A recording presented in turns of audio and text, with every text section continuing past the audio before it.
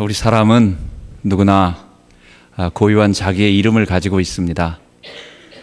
아마 우리가 가지고 있는 이름은 우리 부모님이 나에게 대한 기대와 소망, 축복을 다 담은 아마 표현일 것입니다. 자기의 이름을 아무렇게나 또 자녀의 이름을 이상하게 짓는 사람은 없을 것입니다. 마찬가지로 우리 단체나 교회도 아마 그 단체의 이름을 가장 좋은 것으로 또는 어떤 그 단체의 특징과 그 단체와 교회가 추구하는 목표에 맞춰서 이름을 집니다. 그래서 우리 주변에 보면 성경에서 이름을 많이 따옵니다. 새 예루살렘 교회, 참 의미가 있죠. 또는 에베소 교회, 그것도 참 요한계시록에 나오는 좋은 귀중한 의미가 있습니다. 서머나 교회도 이름이 있고 또 빌라델비아 교회도 이름을 들어봤습니다. 그런데 여러분 혹시 자기 교회 이름을 고린도 교회라고 지은 교회를 보셨습니까? 우리 주변에 있는 한국 교회들 중에서 자기 교회 이름을 고린도 교회라고 지은 사람은 아무도 없을 것입니다. 왜냐하면 고린도 교회는 아마 성경에 기록된 참 여러 가지 문제로 인해서 아주 복잡하고 아주 문제가 많은 그렇게 좋은 모델이 아니기 때문에 그렇습니다. 오늘 본문은 고린도 교회가 가지고 있는 8가지 문제 중에서 마지막 문제인 방언 문제, 아주 교회 안에서 방언 때문에 많은 시끄러운 문제가 있는데 이 문제를 우리가 통해서 한국 교회가 이 방언 문제하고는 좀 많이 연관이 있는 것 같습니다. 우리에게도 많이 적용을 되기 때문에 환상, 예언, 방언 이런 것들하고 그 다음에 오늘 우리가 그 하나님이 주신 신령한 은사들을 어떻게 적용할 것인가 하는 바울의 가르침을 살펴보면서 오늘의 메시지를 나누도록 하겠습니다. 고린도 교회가 방언을 하고 있었는데 이 방언은 성령께서 주신 좋은 은사인 것입니다. 방언 자체가 나쁜 것은 아닌데 이 고린도 교회에 있었던 방언은 오순절날 일어난 방언과 조금 다르게 그것은 다른 사람이 알아듣지 못하는 방언이었습니다. 고린도전서 14장 2절에 보면 방언으로 말하는 자는 사람에게 하지 않고 하나님께 하나니 이는 알아듣는 자가 없고 라고 말해서 우리 주변에 기도할 때에 실제로 이런 체험들을 하게 됩니다. 방언을 할 때에 다른 사람은 못 알아듣기도 하고 심지어 자기조차도 어떨 때 말을 할 때에 기도할 때에 분명히 뭔가 내가 지금 기도하고 있는데 기도하는 내용을 자기도 못 알아듣는다라고 하는 것입니다. 고린도 교회에 일어난 그들이 체험한 방언은 바로 이런 것이었습니다. 그리고 두 번째로 고린도 교회에 문제가 됐던 것은 이 방언을 활용하는 데 있어서 사람들이 예배 시간에 막 방언을 그냥 막 하는 거예요. 예를 들어서 우리 장로님이 아까 기도하실 때 참 은혜스럽게 우리의 모든 소원을 담아서 대표기도 해주셨습니다. 그런데 장로님이 기도할 때에 영으로 기도한다고 하나님께 기도한다고 해가지고 방언으로 못 알아듣는 소리로 막 방언을 대표기도를 한다고 한번 생각을 해보십시오. 그 당시 교회에서는 성령의 역사가 좀 민감하게 일어났었기 때문에 질서가 아직 잡히지 않아서 예배의 순서나 이런 부분이 어느 정도 세팅이 안 돼 있어서 여기저기서 기도한다고 또 방언이 여기저기서 막 터져 나오는 거예요. 자, 그러니까 어떻게 되겠습니까? 사람들은 지금 성령님이 역사하시나 보다 해가지고 그 말에 귀를 기울이고 성령님이 역사하시는데 무슨 다른 말 할 수 있겠어요? 그러니까 하던 것 중단하고 성령이 역사하시는 대로 기다리는데 이게 중구난방으로 여기저기서 다른 말들이 계속 터져나오고 그러니까 이게 질서가 없으면서 뭐가 뭔지 도대체 모르고 심지어는 올바른 말로써 예수님의 구속과 우리의 죄와 십자가의 능력과 그 다음에 성령의 역사를 통해서 우리를 변화시키는 이 복음의 진리가 알아듣는 말로 선포되는데 설교의 형태로 선포되는데 그런데 방언을 하니까 성령님이 말씀하시나 보다 해가지고 이제 말을 못하게 되는 어떤 그런 상황이 지금 벌어진 것입니다.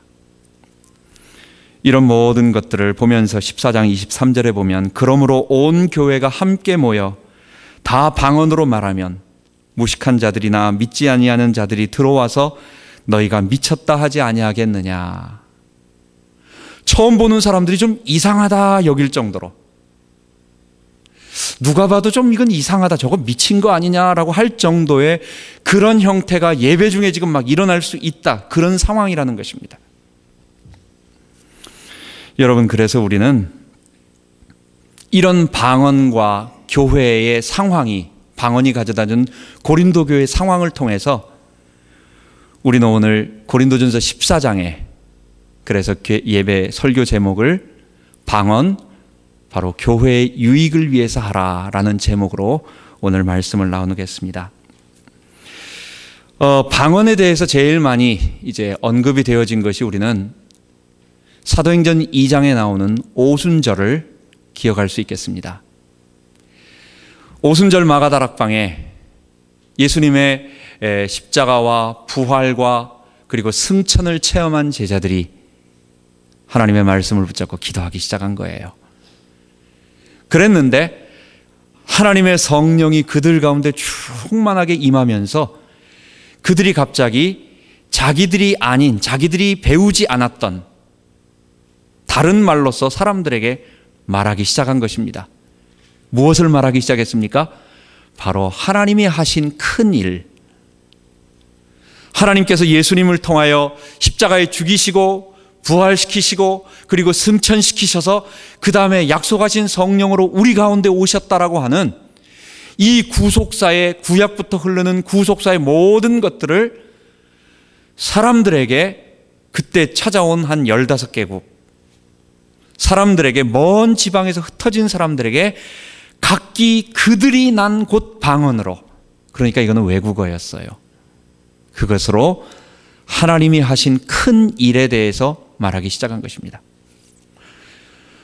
아마 기독교에 처음으로 방언이 성경에 등장하는 바로 그런 장면인 것입니다. 그런데 이 장면을 설명하는 베드로의 메시지는 바로 요엘서 2장 28절을 인용하면서 이 내용, 지금 제자들에게 일어났고 이 120명의 제자들이 오순절날 나가서 막 사람들에게 어떤 복음을 그들의 말로 전하고 있는 이 현상은, 이 방언 특이한 현상은, 이 신비한 현상은 그게 요엘서 2장 28절에 언약의 성취다라고 말하면서 쭉 그것을 설명하는 것입니다. 요엘서 2장 28절은 27절부터 이렇게 시작합니다. 그런즉 내가 이스라엘 가운데 있어 너희 하나님 여호와가 되고 다른 이가 없는 줄 너희가 알 것이라. 내 백성이 수치를 당치 아니하리라. 이게 핵심이에요. 27절이 바로 28절부터 32절까지 쭉 나오는 그 말씀의 핵심입니다. 뭡니까? 하나님께서 우리 가운데 거하셔서, 이게 바로 예레미야가 말한 새 언약인데, 하나님께서 죄인들 가운데 이제는 죄인들을 버리지 아니하시고 그들을 다 없애버리지 아니하시고 그들 가운데 거하셔서, 이스라엘 가운데 거하셔서 그들의 하나님이 되어주시고, 그래서 하나님의 백성들이 수치를 당치 아니할 것이다라고 딱 선언을 한 다음에, 그 다음에 되어지는 일입니다. 그 후에 하나님께서 말씀하십니다. 내가 내 신을 만민에게 부어주리니. 젊은 자들은, 너희 어린이들은, 너희 자녀들이 장래일을 말할 것이요. 이게 예언이라고 표현하죠. 늙은이들은 꿈을 꾸고 젊은이들은 이상을 보리라. 그 후에 내가 또 내 신으로 남종과 여종에게 부어주리니. 그러면서 마지막 결론적으로 32절에 그런즉 누구든지 주의 이름을 부르는 자는 구원을 얻으리라 하면서 이 유명한 요엘서 2장의 예언을 이렇게 정리하는 것입니다. 여러분, 하나님의 성령이 말세에 임하셔서 사람들에게 예언과 환상과 꿈과 그리고 오순절날 마가다락방에서는 어떤 일로 이것이 형태가 바뀌었습니까? 방언의 형태로 바뀐 것입니다. 우리는 이것을 어떻게 받아들여야 되겠냐는 거예요. 여러분, 성경은 예언, 환상, 꿈 같은 것은 하나님께서 성경이 기록되기 전에 소수의 특수한 선지자들과 예언자들에게 그리스도에 관한 구속 계시를 말해주기 위한 방법으로 어떤 사람들에게 보여주셨던 것입니다. 하나님의 구속 계시는 처음에는 여자의 후손이라고 하는 잘 모르는 막연한 것으로 나타났습니다. 그것은 노아를 통해 가지고 범죄한 자들을 이 땅에서 다 멸하지 않고 범죄한 자들 가운데서 내가 하나님의 백성을 이끌 거라고 하는 그런 노아 홍수의 약속으로 보내주셨어요. 하나님은 그 약속대로 아브라함을 부르셔가지고 이제는 범죄한 자 가운데서 바벨론에서 아브라함을 직접 불러내셔가지고 그래가지고 이제는 너의 자손들 가운데 내 백성을 줄 거라고 말씀하셨습니다. 하나님은 그러면서 이제는 모세를 통하여 한 민족을 크게 이룬 다음에 우리가 바로 그 아브라함의 자손인데 하나님의 백성은 죄 가운데서 거룩하게 씻김을 받은 율법을 지키는, 이거는 거룩해지는 백성이라는 거예요. 율법의 잣대에 어긋나지 않고 거룩한 백성이라고 얘기하는 거예요. 그러면서 다윗을 통하여는 하나님의 백성은 성전에서 하나님을 섬기며 경배하며 예배하며 죄 용서받으며 하나님을 찬양하는 백성이다. 이렇게 계시가 어떻습니까? 처음에는 컸지만은, 처음에는 좀 그림자같이 막연했지만은 점진적으로 나선형으로 점점 좁아지면서 분명해지면서 선명해지면서 하나의 목표로 선명하게 나가는 가운데 있습니다. 그러면서 마지막 예레미야를 통하여 새 언약을 통해서 요엘을 통해서 이렇게 말씀하시는 것입니다. 무엇입니까? 하나님은 이전의 예언자들 소수의 어떤 사람들에게는 예언과 환상과 꿈의 형태로 아무나 하는 게 아니에요. 그 몇 사람만 아는 거예요.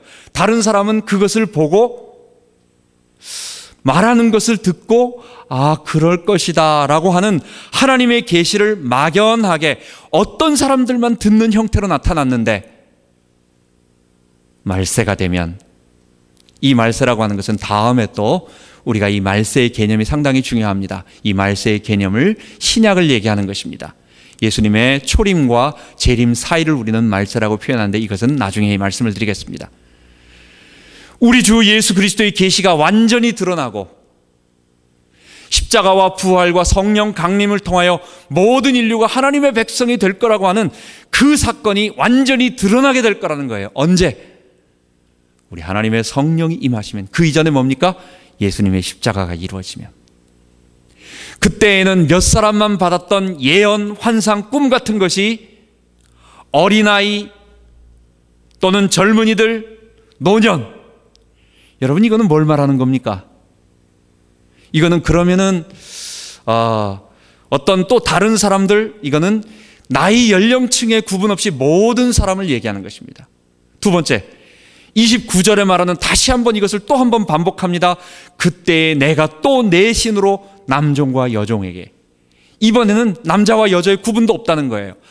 하나님은 십자가의 이 구속의 진리가 완전히 드러나게 되면 말세의 모든 자들에게 예언, 환상, 꿈의 형태로 나타났던 그것을 분명하게 보여준다는 것입니다. 여러분 여기서 강조점이 뭡니까? 예언, 환상, 꿈이 아니라 그건 방법이에요. 하나님께서 소수의 어떤 사람들에게 전달시키기 위한 계시 전달의 방법이었습니다.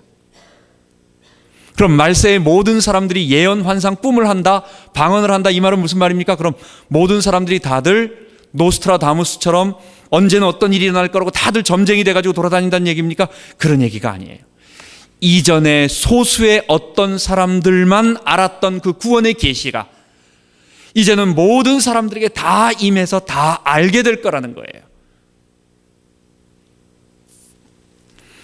여러분, 그것이 바로 구약 성경이 말하고 있는 예언, 환상, 꿈의 형태, 그리고 그것이 오순절 마가다락방에 임하였던 방언의 형태였던 것입니다.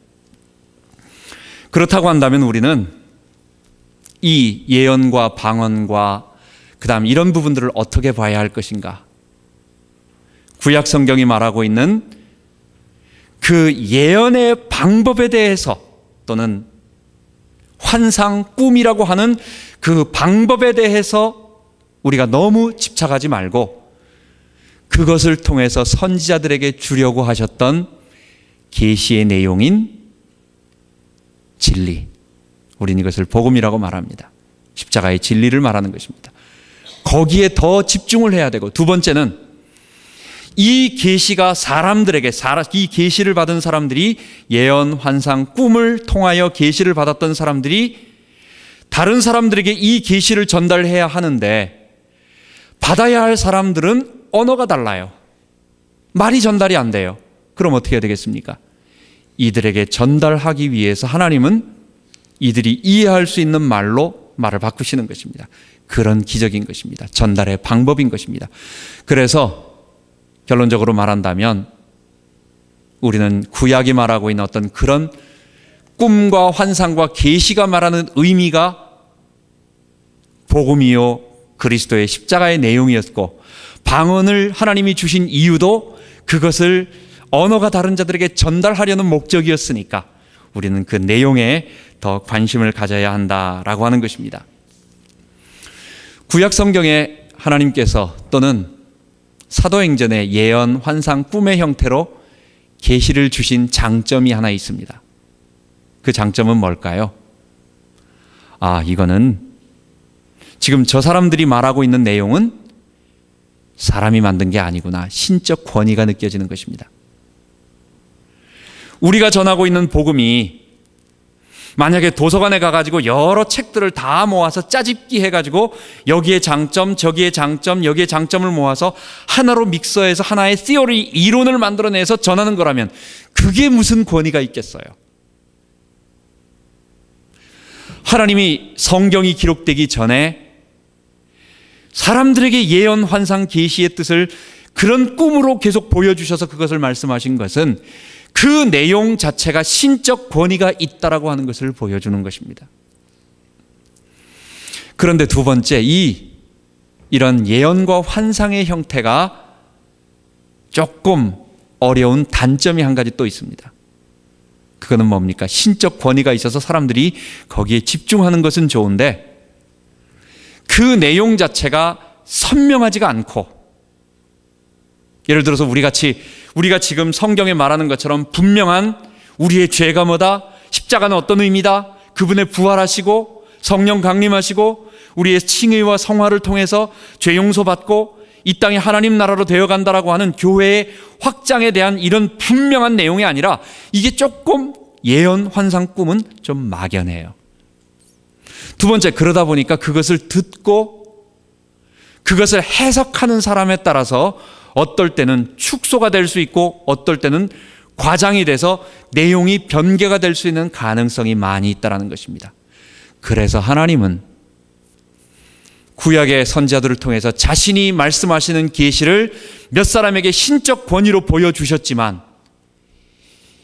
이제 그리스도가 오시고 난 이후부터는 여전히 똑같은 방법으로 하지 아니하시고 이제는 그 선지자들이 말하고자 했고 선지자들이 전하고자 했던 신적 권위가 있는 예언, 환상, 꿈의 내용을, 그 계시의 내용을 분명한 글로써 기록으로 남겨준 것입니다.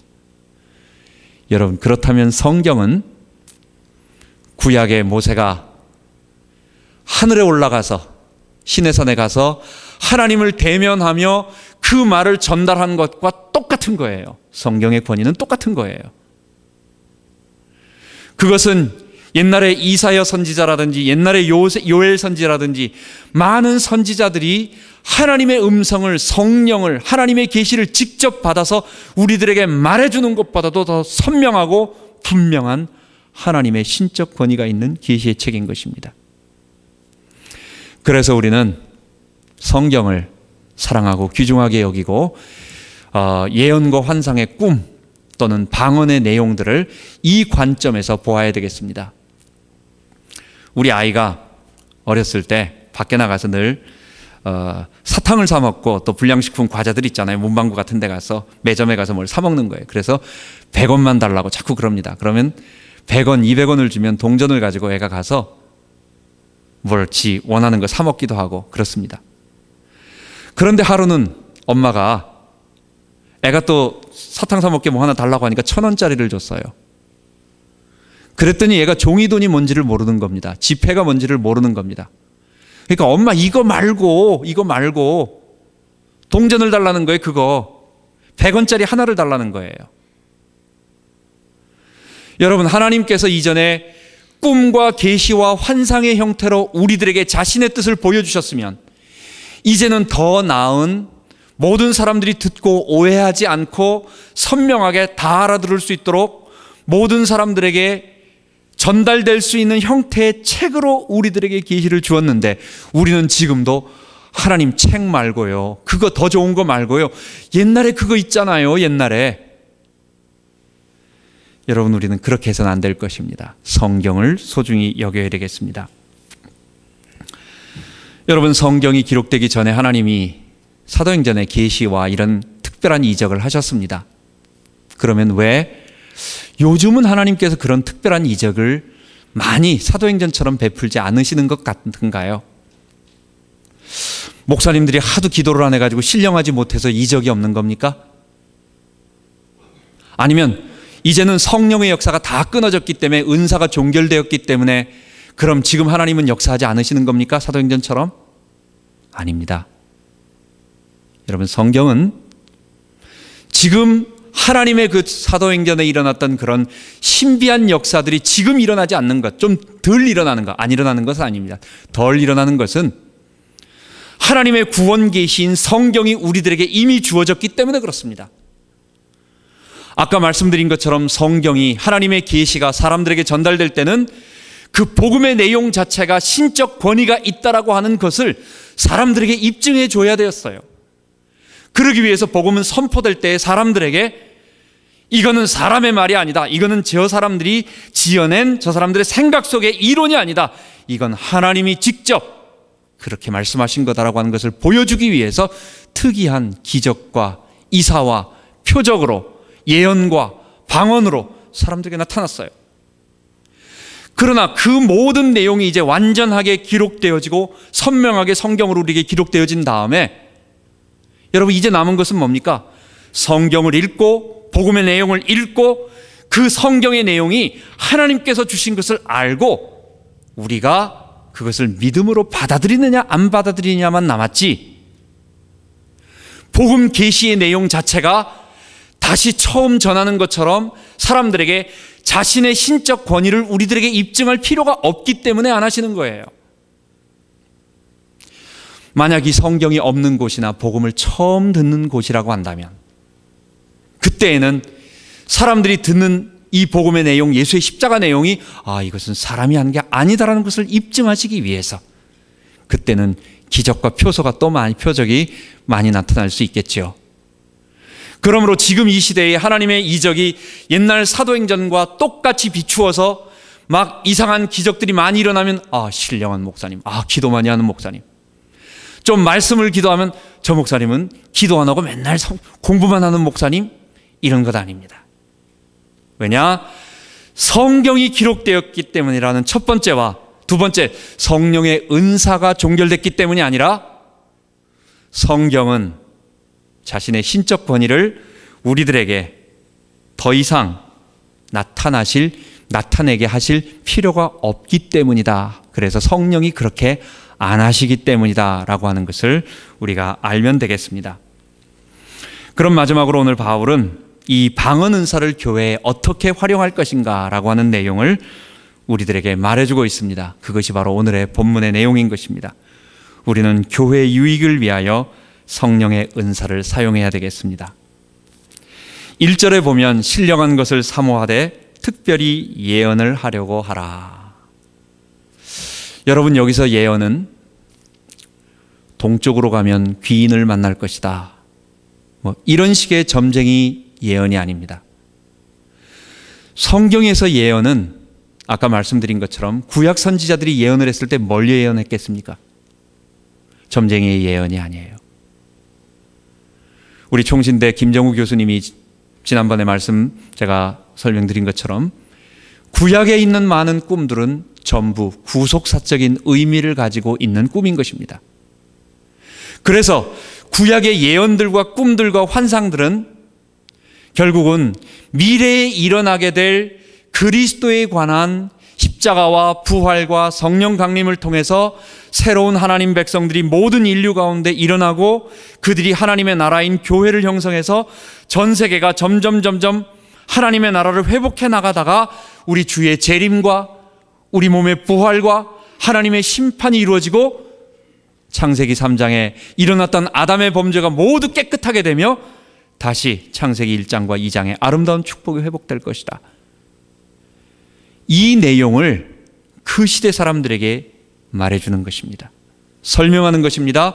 어떤 사건을 통해서 말하지만 전체로 본다면 그것을 얘기하는 것입니다. 그래서 첫 번째, 이 시대의 예언은 뭐냐? 하나님의 말씀을, 그리스도의 구속의 진리를. 그래서 요한계시록 1장 3절에는 뭐라고 말합니까? 이 예언의 책을 읽는 자들과 지키는 자들이 복이 있다라고 말해요. 넓은 의미로 예언이라고 하는 것은 하나님의 구속의 진리를 배우고 가르치고 말하는 것, 그래 구속의 진리를 잘 배우는 것을 얘기하는 것입니다.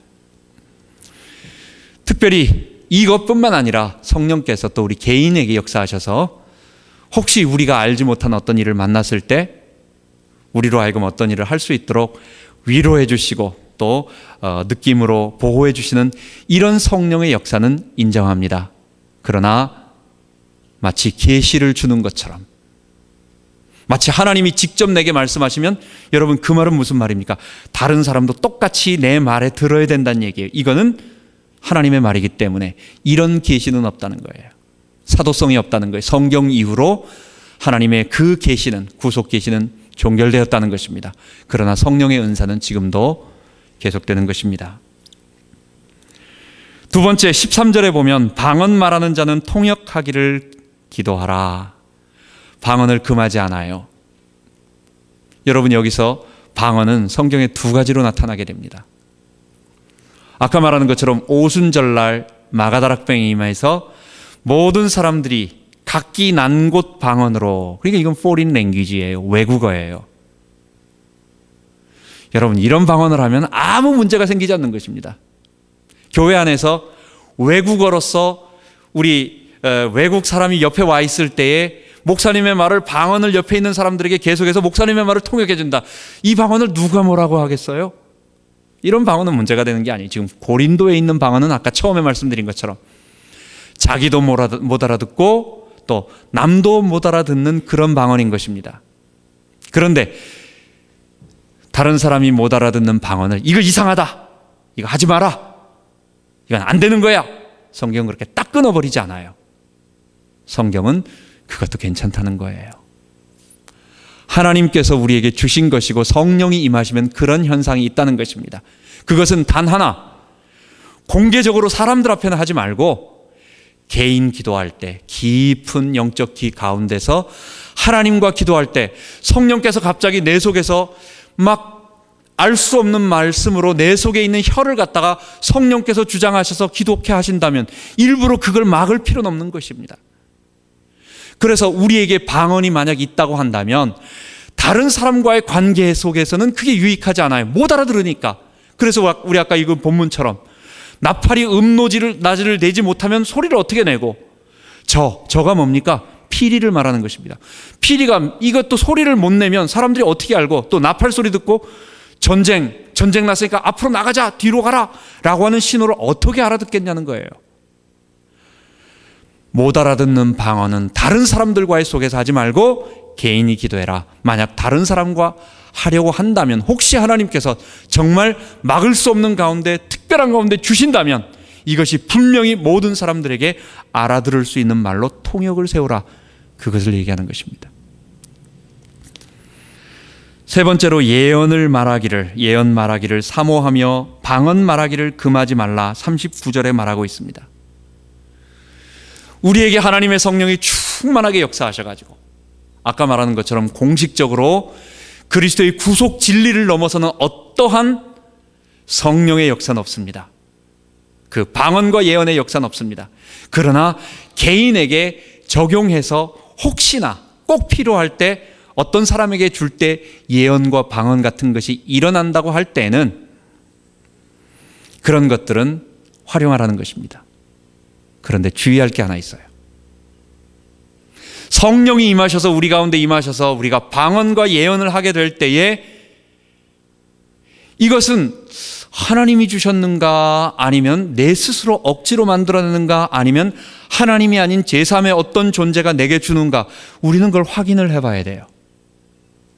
그러기 위해서 우리 바울이 고린도전서 12장 1절부터 말하고 있는 그 원칙에 따라서 이것을 점검하면 되는 것입니다. 첫 번째, 하나님의 영으로 말하는 자는 누구든지 예수를 저주할 자라 아니하고 또 성령으로 아니하고는 누구든지 예수를 주시라 할 수 없느니라. 그 사람이 예언하고 방언을 하는데 그의 삶 속에서 예수님이 나의 주님이시다라고 하는 고백, 첫 번째 고백입니다. 이 고백은 말로만 하는 고백을 말하는 것이 아닙니다. 이 고백은 내 삶의 전 영역에서 나의 죄인됨을 고백하고 그분의 주되심을 인정하며 그분을 따라 섬기고 의지하며 살아가는 것을 말하는 것입니다. 내 삶의 전적인 변화를 말하는 것입니다. 여전히 내가 주인 돼서 살아가는 것을 말하지 않습니다. 나는 그분의 종입니다 라고 하는 예수의 로드십을 인정하고 나의 죄인됨을 인정하고 그분 앞에 무릎 꿇고 있는 진정한 삶의 변화가 일어나느냐, 첫 번째입니다. 두 번째, 예언하고 방언을 하면서 그 사람이 신령한 것은 좋은데, 두 번째, 그 사람 속에서 성령이 임재하시면 성령은 거룩한 영이시며 또한 거룩해 하시는 영이십니다. 그분은 우리 가운데 오셔서 그리스도의 일을 계속하시는 그리스도의 영이십니다.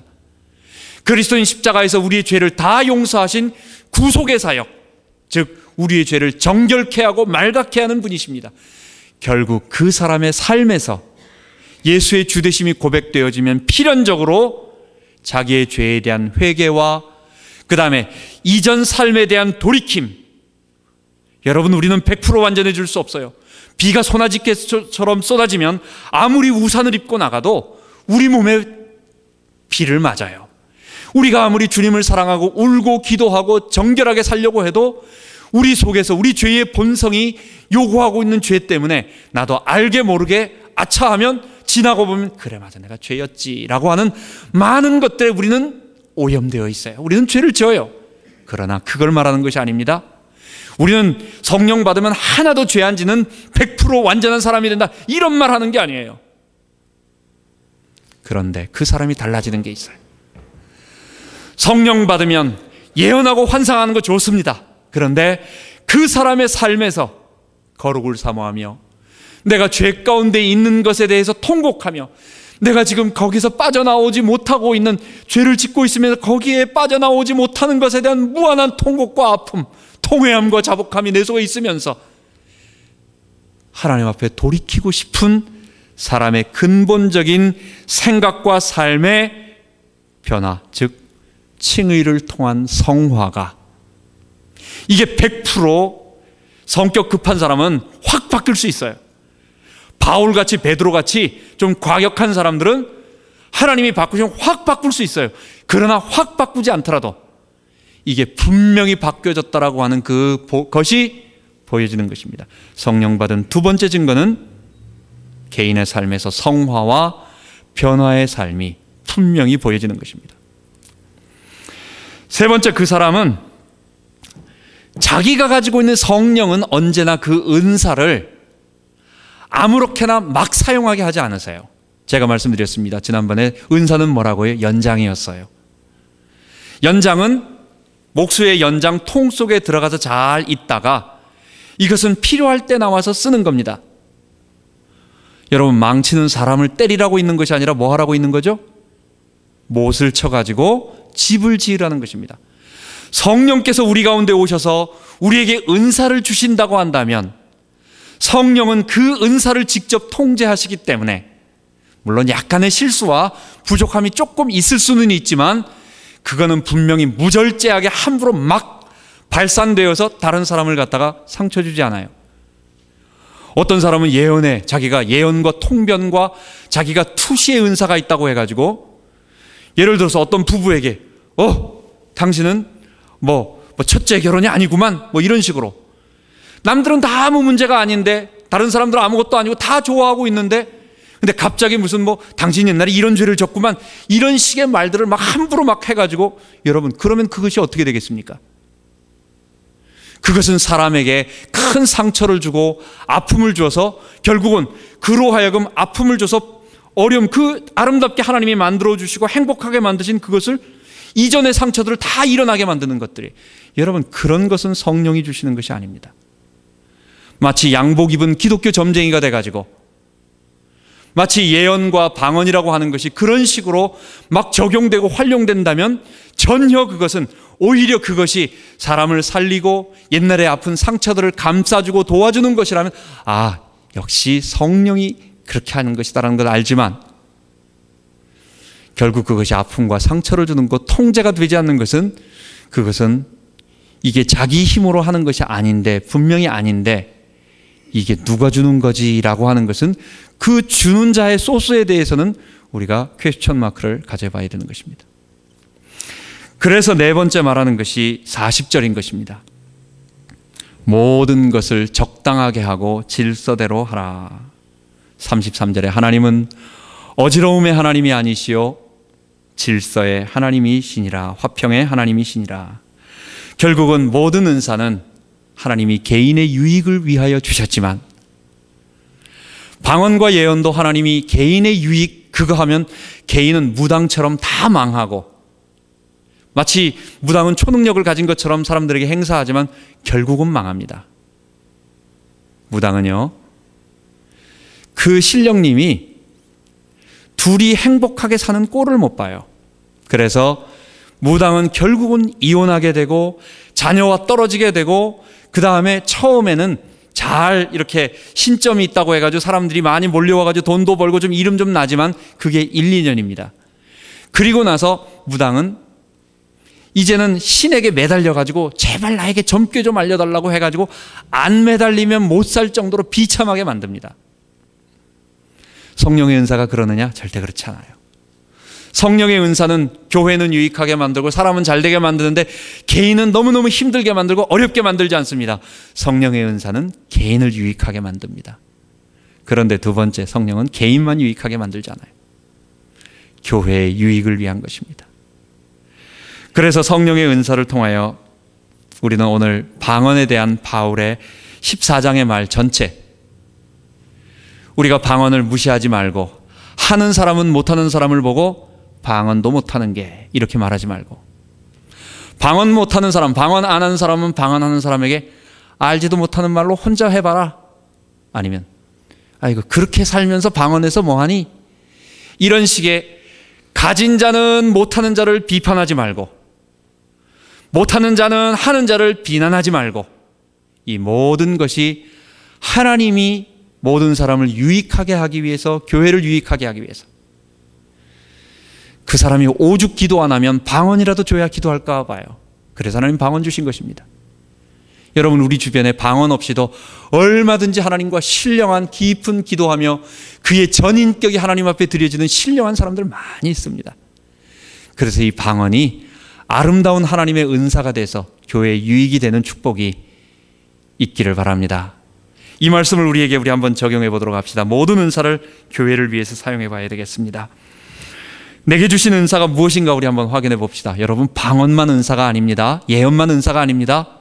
섬김, 봉사, 구제 또는 아이들 가르침 이 모든 것들이 성령이 주시는 은사입니다. 그래서 우리는 이 모든 은사를 서로 비교하거나 또는 경쟁하거나 자랑하지 말고 은사를 주신 하나님께 영광을 돌려야 되겠습니다. 두 번째, 내게 주신 은사를 교회의 유익을 위해서 사용합시다. 우리 주님께서 피로 사신 교회, 우리 주님의 교회입니다. 그리스도의 교회입니다. 주님의 교회를 위하여 이 은사를 우리는 사용해야 되겠습니다. 세 번째, 방언 은사는 다시 한번 말씀드리지만 개인 기도 때 하나님과 깊은 교제 속에 하나님께서 내 입을 자유롭게 사용하시기를 원하시면 깊은 교회 속에 사용하십시오. 그러나 그것만 절대시하지 말고 방언하면서 너무 방언에만 절대시하지 말고 또한 다른 사람을 평가하거나 그것의 잣대로 마치 그것이 내가 초능력 받아서 내가 너보다 낫다라고 하는 어떤 그런 것으로 여기지 말고 하나님께서 하나님은 특별히 모든 사람을 위해서 교회를 위해서 기도하라고 하시나 보다, 나에게는 기도의 부담을 더 주셨나 보다 라고 생각하시고 교회를 위하여 다른 사람을 위하여 더 깊이 기도해주는 방언의 은사를 누리는 우리 모든 성도 되기 바랍니다. 하나님 아버지 감사합니다. 예수님의 십자가로 우리를 변화시켜 주시고 또한 우리가 친목 공동체, 세상 사람들의 윤리 공동체가 아니라 하나님의 성령의 임재가 있는 영적인 공동체라는 걸 보여주시기 위해서 성령이 우리 가운데 자유롭게 역사하실 때에 사람들이 이해할 수 없는 특이한 신비한 은사로 우리에게 나타나심을 감사드립니다. 하나님, 그러나 우리가 이 은사를 잘 이해하게 하시고 성경의 진리, 권위 아래 있게 하여 주시옵시고 주님, 먼저 내 삶에서 거룩의 변화가 일어나게 하여 주시옵시고 그리고 이것이 교회 사역을 위하여 제한적으로 쓰되 하나님께서 혹시 방언의 은사를 주실 때에는 교회를 위하여 기도의 부담을 가지고 성도를 위하여 깊이 활용하며 하나님 기도의 파수꾼이 될 수 있도록 인도하여 주옵소서. 감사드리며 우리 주 예수 그리스도의 이름으로 기도하옵나이다. 아멘.